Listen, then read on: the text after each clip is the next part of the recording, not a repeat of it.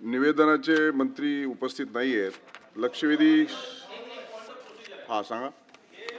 93 मध्ये आपण फक्त विरोधी पक्षाचेच विषय घेता, पण याच्या आता आम्ही नियम वाचला, या नियमामध्ये कुठेही फक्त विरोधी पक्षाचेच 93 घेतले पाहिजे असा कुठेही नियम नाही आहे. नियमात कुठेही असा उल्लेख नाही आहे.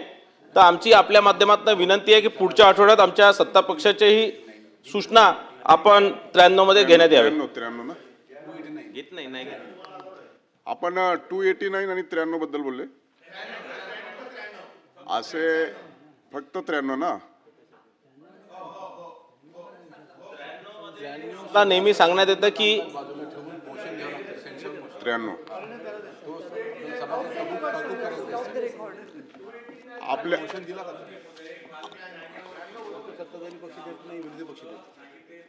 पक्षाचं हत्यार आहे.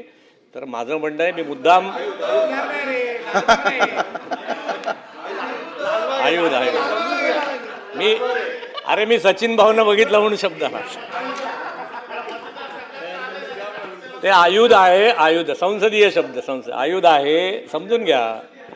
तर मी मुद्दाम ते आज पुस्तक बघितलं. वरती असताना मी ते 93 वाचत होतो. आठवले साहेब याच्यावर प्रकाश टाका.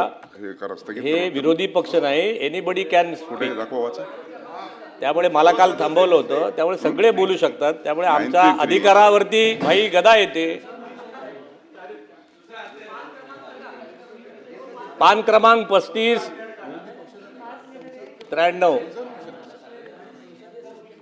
संसदीय संकेताच्या पार्श्वभूमीवर आणि अनुषंगाने 93चं आयुध हे फक्त विरोधी पक्षासाठीच आहे आणि ते सत्ताधारी पक्षाने वापरू नये. तथापि आपल्या कुणाला सदस्यांना जर आपल्याला मांडायचं असेल तर माझी कुठली हरकत नाही. आपण सत्ताधारी पक्ष सुद्धा विरोधी पक्षाची भूमिका घेऊ शकता.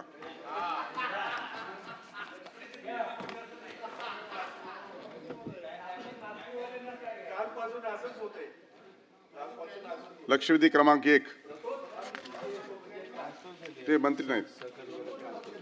कोणती घ्यायची मग आता?